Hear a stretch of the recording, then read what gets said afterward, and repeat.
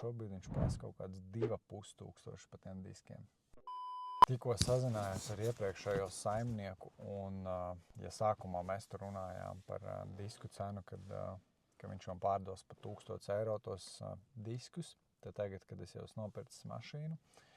viņš man atsūtīja linku uz eBay, kur tie diski ir kaut kur virs 3000, un šobrīd viņš prasa kaut kādus 2500 par tiem diskiem. Tā kā es viņam vienkārši principu pēc pateicu to, ka, nē, tu sākumā teici pa 1000, ja tu pa 1000 nepārdos viņus nepirkšu, tad mēģini pats viņus pārdot. Es domāju, ka viegli viņam pārdot viņus nebūs, tāpēc, ka kurš tad īstenībā grib pirkt oriģinālos diskus